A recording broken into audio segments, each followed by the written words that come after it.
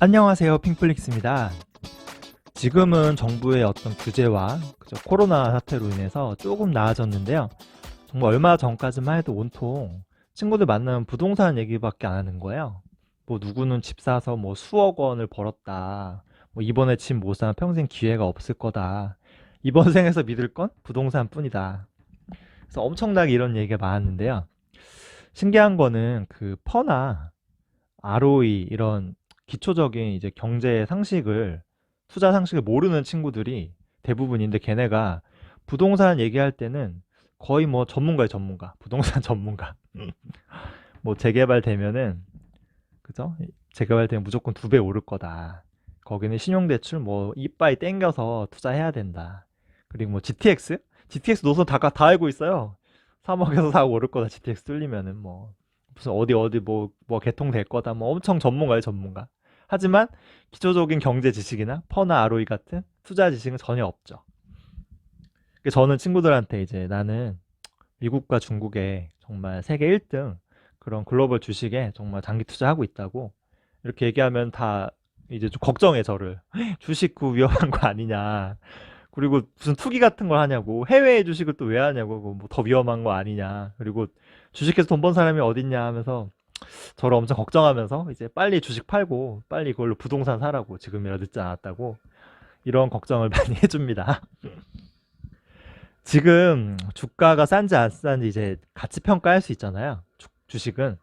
근데 혹시 이걸 부동산도 이런 식으로 가치 평가를 할 수 있을까? 한번 이제 생각을 해봤어요. 뭐 퍼나 ROE 등으로 있잖아요. 저는 어떤 자산이든 그 자산의 가치는 가격은 그 자산으로 만들 수 있는 소득이 결정한다고 봐요. 인컴. 기업도 사실은 그 기업의 순이익, 이익으로, 인컴, 이익으로 그 자산 가치를 평가하잖아요.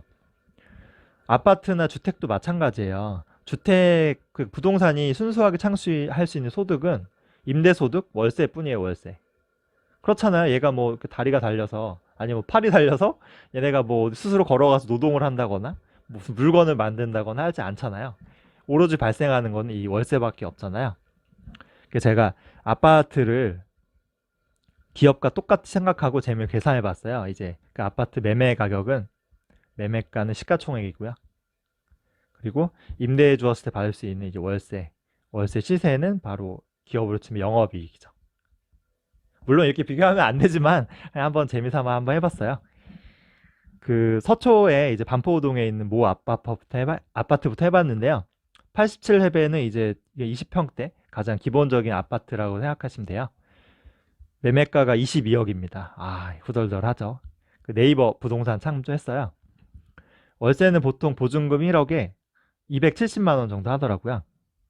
여기서 이제 그 관리 비용이 빠져요. 뭐 세금, 그죠? 관리비, 공실 리스크, 중개 보수 등 이제 여러 개 빠지는데 이거는 그냥 제가 계산하기 편하게 10%만 잡았어요. 아마 10%보다 더 빠질 거예요. 하지만 그냥 10%만 잡아서 계산해 봤는데요. 퍼가 무려 70이 넘습니다. 거의 뭐 아마존과 비슷한 퍼예요. ROE는 1.4%밖에 되지 않아요. 근데 이제 이게 주택이니까 주택은 레버리지 쓸 수 있잖아요, 대출로. 40% 대출이 가능하더라고요. 그래서 제가 대출 받았을 때도 한번 계산해 봤어요. 대출을 이제 40% 8억 8천 받았을 때. 근데 보면은 퍼랑 ROE가 더 나빠지거든요. 이게 기본 ROE가 너무 낮다 보니까 대출을 받아도 대출이자보다 얘가 낮잖아요. 그래서 이게 더 악화되는 것 같아요. 그래서 그냥 대출을 안 받는 게 나은 걸로. 근데 이게 퍼가 70인데 이게 엄청 높지만 사실 퍼가 높아도 용서될 수 있어요. 성장만 계속될 수 있다면은. 예전에 아마존이 퍼가요. 퍼가 200이 넘은 적도 있어요. 근데 그래도 얘가 매출과 이익이 꾸준히 이 200 이상으로 막 100%에서 200% 성장했거든요, 예전에는. 그랬으니까 이 퍼 200, 100이 받아들여졌어요. 근데 제가 여기서 의문 드는 게 뭐냐면은 이게 성장을 했을 때 얘기잖아요, 이렇게. 근데 과연 아파트의 어떤 월세 가격이 이게 성장할 수 있을까? 약간 의문이 들어요. 저는 지금도 여기 보증금 1억에 270만 원씩 월세 내고 사는 그런 인간들이 도대체 어떤 인간들인지 모르겠어요. 270만 원 월세를 어떻게 내요? 상상이 안 가는데 이게 아까 퍼가 70이었으니까 거의 뭐 50에서 70%씩 성장을 해야 된다는 얘기인데 이게 성장이 안 되잖아요. 이게 어떻게 성장해요? 270만 원이 70%씩 성장하면요. 3년 후는 월세가 1200만 원이거든요. 그럼 1200만 원 월세 낼 수 있는 사람이 없잖아요. 그러니까 월세는 성장이 안 돼요. 이렇게.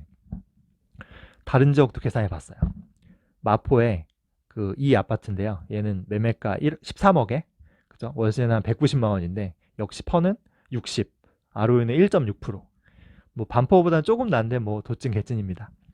그래서 이 월세 190만 원도 계속 매월 매년 성장을 할 수 있어야 되는데 이게 과연 가능한 것인지 저는 지금도 190만 원 와 좀 못 낼 것 같은데 건대도 비슷해요. 제가 살고 있는 곳인데 얘도 퍼 61, ROE 1.6%. 이게 서울은 거의 비슷한 것 같아요. 그래서 경기도권으로 한번 가봤어요. 여기는 그 분당의 정자동인데요. 이게 신분당선 뚫려서 강남까지 바로 오잖아요. 얘는 퍼가 더 높아요. ROE는 더 떨어집니다.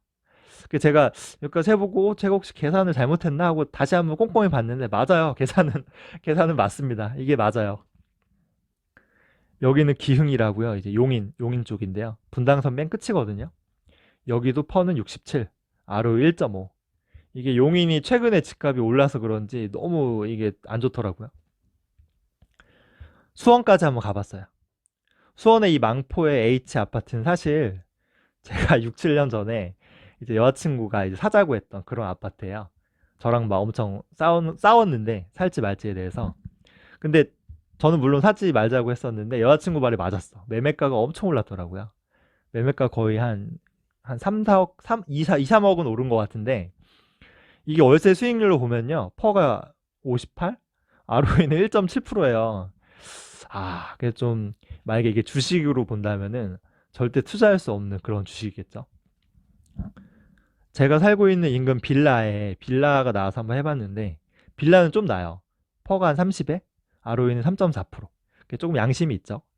그래서 이거는 한번 대출 받아도 좀 받으면 ROE가 올라갈 것 같아서 제가 해봤어요.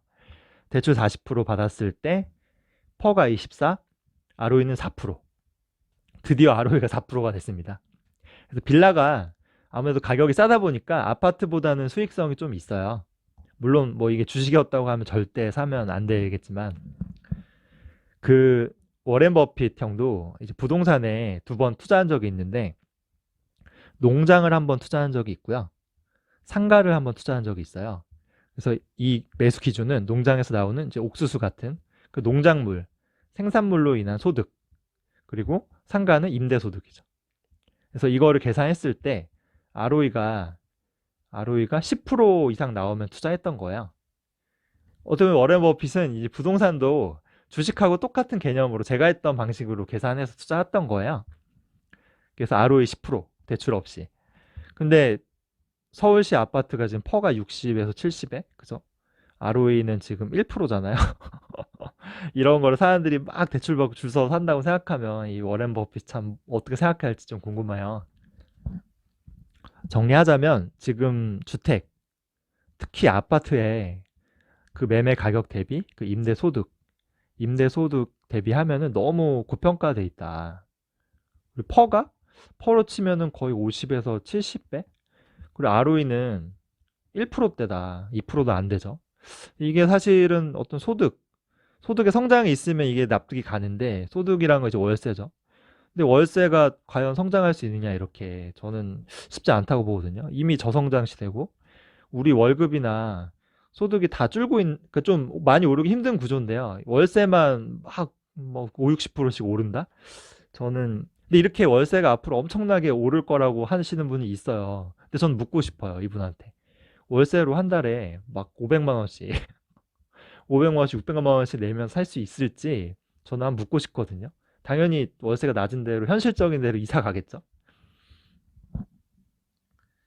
근데 물론 이제 이런 주택 시장에 참여하고 있는 사람들은 다 개인이에요, 개인. 전문 투자자가 없죠, 주식처럼. 그래서 이렇게 뭐 소득으로 뭐 적정 가치를 계산하는 사람도 없고요. 계산법도 모르고 주택 가격은 그냥 비트코인하고 똑같은 것 같아요. 이 수요와 공급에 의해서 결정되죠. 그 주택은 주식과 다르게 이제 의식주 중에 하나잖아요. 그러니까 꼭 필요한 거잖아요. 주거와 관련돼 있는 거고 또 이제 전 국민의 대다수가 이제 여기 재산이 다 이 부동산에 걸려 있잖아요. 그래서 주식처럼 이렇게 가치를 평가하는 건 약간 조금 무리가 있을 수도 있어요. 하지만 그것도 소득 기준으로 보면 이게 말도 안 되잖아요. 하지만 집값은 앞으로도 계속 오를 수 있어요. 왜냐하면 사람들이 계속 사면 오르는 거예요. 아무도 모르죠. 아무도 몰라요. 어떻게 될지는. 하지만 저는 이제 10년, 20년 이렇게 길게 보면요. 그죠? ROE 1%대 성장성도 떨어지잖아요. 성장성도 떨어지는 어떤 한국 부동산보다는 4차 산업을 리딩하는, 그죠? 리딩하는 글로벌 1등 기업에 대한 투자가 조금 더 유망하지 않을까 저는 그렇게 생각되거든요. 그 한국의 인당 순자산은요. 그 중위값이라고 하죠. 가운데 있는. 중위값은 8,300만 원밖에 되지 않아요. 그러니까 대부분의 사람은 수중에 1억도 없는 거예요. 돈이 없죠. 그리고 인당 소득도요. 월급도 대부분은 200에서 300만 원 사이예요. 대부분의 사람들은 가난하고 돈이 없습니다. 하지만 수도권의 아파트는 거의 뭐 4, 5억 다 넘어가죠, 쉽게. 주변 사람들도 인정은 해요. 아, 집값이 너무 비싼 건 맞다. 너무 많이 올랐다. 하지만 그래도 이 집에 대한 열망과 탐욕을 버리지 못하는 것 같아요. 제가 많이 얘기를 해보면은 이 열망은 딱 하나의 진실로 압축되는데 그게 뭐냐면요. 부동산 아니면 희망이 없다는 거예요. 뼈 빠지게 일하고 그 회사 다녀봤자 200에서 300만 원 받는데, 그죠? 이거 받아서 뭐예요? 가만히 앉아서 집값으로 수억 원씩 버는 애들이 많은데 옆에 보면은 그러니까 집값 뻥튀기만 한번 잘하면요 이거 인생 역전이에요. 인생 역전. 이게 유일한 희망이죠.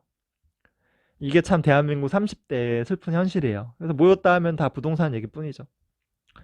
좀 안타깝습니다, 저는 이게. 요약하자면은 물론 부동산은 주식과 달라요.